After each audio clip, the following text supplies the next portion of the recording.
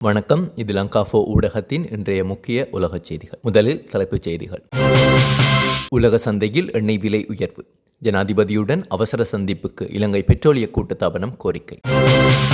அமெரிக்க Iran தாக்குதல்கள் தற்காலிகமாக நிறுத்தப்பட்டதைத் தொடர்ந்து மசகு எண்ணெய் விலை வீழ்ச்சி. அமெரிக்காவில் பயங்கர துப்பாக்கிச் சூடு, சிதறியோடிய மக்கள், 2 பலி, பலர் காயம். காலியாகும் அமெரிக்க ஆயுதங்கள், தடுமாறும் அமெரிக்கா, ஈரானின் அறிவிப்பு.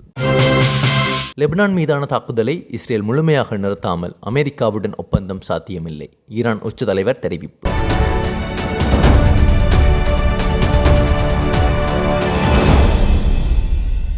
மத்திய கிழக்கில் நிலவி வரும் பதட்டம் காரணமாக உலகளாவிய எண்ணெய் சந்தை தொடர்ந்து நிலையற்ற தன்மையில் உள்ளது.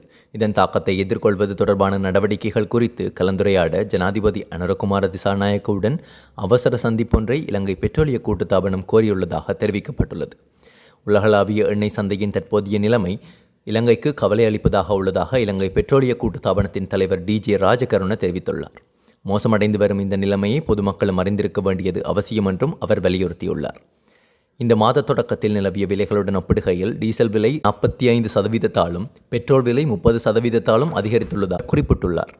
மேலும் மசகு எண்ணெயின் விலையும் கணிசமாக உயர்ந்துள்ளதால் எரிபொருள் இறக்குமதியை முழுமையாக சார்ந்திருக்கும் இலங்கைக்கு கூடுதல் சவால்கள் ஏற்பட்டுள்ளதாகவும் அவர் தெரிவித்துள்ளார். இந்த நிலையில் எதிர்காலத்தில் எவ்வாறு செயல்படுவது என்பது குறித்து ஜனாதிபதியுடன் கலந்துரையாட சந்திப்பை கோரியுள்ளதாக குறிப்பிட்ட அவர் எரிபொருள் நுகர்வை குறைப்பதும் அவசியமாகியுள்ளது என்றும் கூறியுள்ளார்.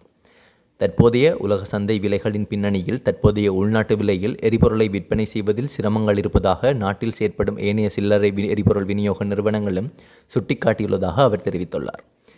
இதற்கிடையில் ஈரான் மற்றும் உக்ரைன் தொடர்பான மோதல்களால் ஏற்பட்ட விநியோக தடைகள் காரணமாக மத்திய கிழக்கு ஐரோப்பா மற்றும் ஆபிரிக்காவில் மசகு எண்ணெய் விலைகள் இந்த வாரம் 2 மாதங்களில் இல்லாத அளவுக்கு அதிகபட்ச உயர்வை எட்டியுள்ளதாக ராய்ட்டர்ஸ் செய்தி வெளியிட்டுள்ளது. சில சந்தைகளில் ஒரு பீப்பாய் மசகு எண்ணெயின் விலை $110 நெருங்கியுள்ளதாகவும் அந்த செய்தியில் குறிப்பிடப்பட்டுள்ளது. அத்துடன் எல்னினோ வானிலை தாக்கத்தால் ஏற்பட்ட வறட்சி காரணமாக நீர்மின் உற்பத்தி குறைந்துள்ளதால் மின் உற்பத்திக்கான அதிகளவு எரிபொருள் பயன்படுத்தப்பட வேண்டிய நிலை உருவாகியுள்ளதாகவும் டிஜே ராஜகருண தெரிவித்துள்ளார்.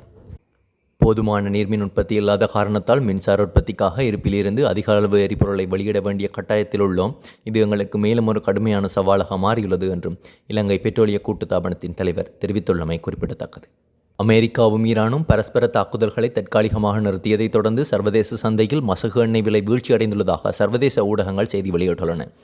இதன்படி கடந்த வியாழக்கிழமை $100 கடந்த பிரெண்ட் ரக மசகு எண்ணெய் தற்போது $92 வரை குறைந்துள்ளது. இதேவேளை WTI ரக மசகு எண்ணெய் ஒரு பீப்பாய் $85 கீழ் வீழ்ச்சியடைந்துள்ளது. அமெரிக்காவில் நடைபெற்ற உணவு திருவிழாவில் நடந்த துப்பாக்கிச் சூட்டு சம்பவத்தில் 2 உயிரிழந்துள்ளதுடன் 2 வயது குழந்தை உட்பட 5 காயமடைந்துள்ளதாக சர்வதேச ஊடகங்கள் செய்தி வெளியிட்டுள்ளன. இத்தாக்குதல் ஞாயிற்றுக்கிழமை 26 மாலை 6 மணியளவில் சியட்டில் சென்டர் வளாகத்தில் நடைபெற்ற பைப் ஆப் சியட்டில் பிரசித்தி பெற்ற உணவு திருவிழாவின் போது நடைபெற்றுள்ளது. இந்த சம்பவ இடத்திலேயே 2 உயிரிழந்துள்ளதாகவும் சியட்டல் தீயணைப்பு திணைக்களம் உறுதிப்படுத்தியுள்ளது.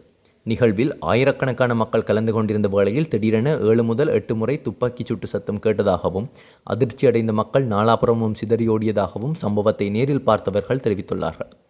2 வயது குழந்தை, 23 வயது இளைஞர், 3 பெண்கள் உட்பட 5 பேர் காயமடைந்துள்ளனர். காயமடைந்தவர்களில் ஒரு பெண்ணின் நிலைமை மிகவும் கவலைக்கிடமாக உள்ளதால் அவருக்கு வைத்தியசாலையில் தீவிர சிகிச்சை அளிக்கப்பட்டு வருவதாகவும் தகவல்கள் தெரிவிக்கின்றன. துப்பாக்கிச் சூட்டை நடத்திய நபர் குறித்தோ அல்லது இந்த தாக்குதலின் பின்னணியில் உள்ள காரணம் குறித்தோ உத்தியோகபூர்வ தகவல்கள் எதுவும் இதுவரை வெளியிடப்படவில்லை. சியட்டல் காவல்துறை திணைக்களம், FBI மற்றும் ADF போன்ற மத்திய புலனாய்வு அமைப்புகள் தீவிர விசாரணை நடத்தி வருகின்றன. இச்சம்பவத்தை தொடர்ந்து சியட்டல் சென்டர் மோனோ ரயில் தொடருந்து சேவை தற்காலிகமாக நிறுத்தப்பட்டுள்ளதாகவும் தகவல்கள் தெரிவிக்கின்றன.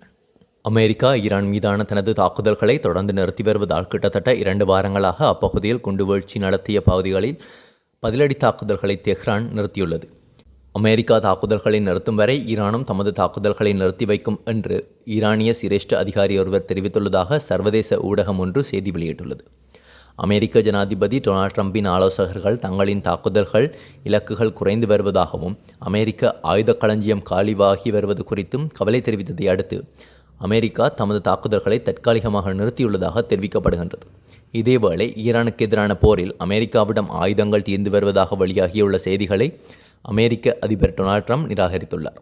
இது குறித்து பிரபல நாளிதழ் ஒன்றுக்கு வழங்கியுள்ள அறிக்கையில், உலகிலுள்ள எவரையும் விட எங்களிடம் அதிகமான ஆயுதங்கள் உள்ளன, மேலும் எங்களுக்கு தேவையானதை விட மிக அதிகமாக உள்ளன என்று அவர் கூறியுள்ளார்.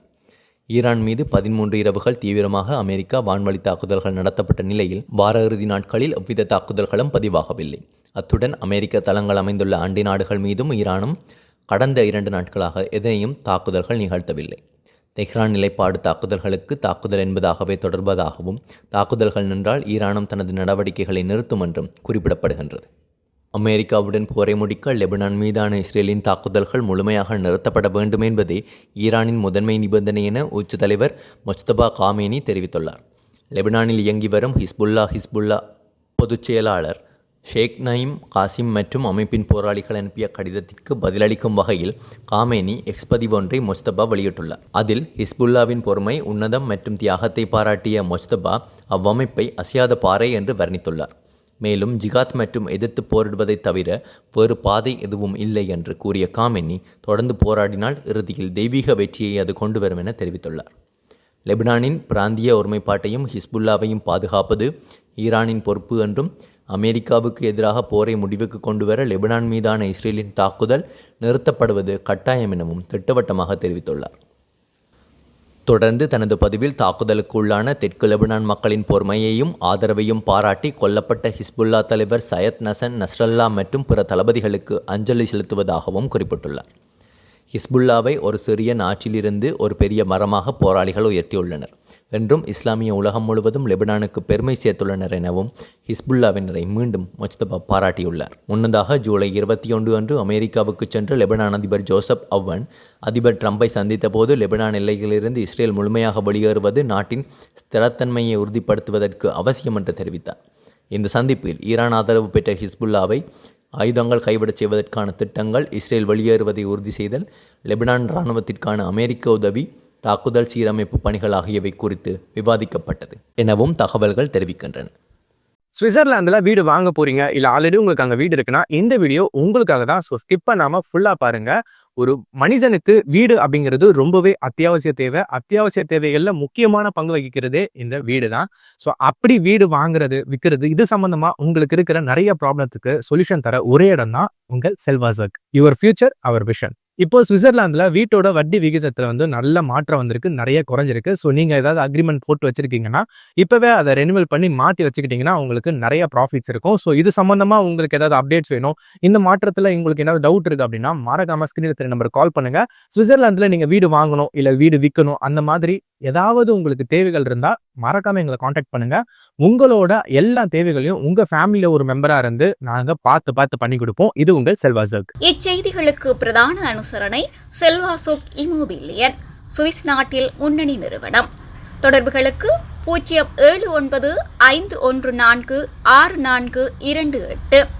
வீடு வாங்க, வீடு கட்ட, வீடு திருத்த மற்றும் வீட்டுக்கடன். Your future our vision. இது போன்ற மேலும் பல முக்கிய சுவாரஸ்யமான செய்திகளை அறிந்து கொள்ள லங்காஃபோ யூடியூப் சேனலை சப்ஸ்கிரைப் பண்ணுங்கள். எமது செய்திகள் உடனடியாக கிடைக்க பெல் பட்டனை அழுத்துங்கள். அத்தோடு எமது செய்திகளை மற்றவர்களும் பார்வையிட ஷேர் செய்யுங்கள். நன்றி.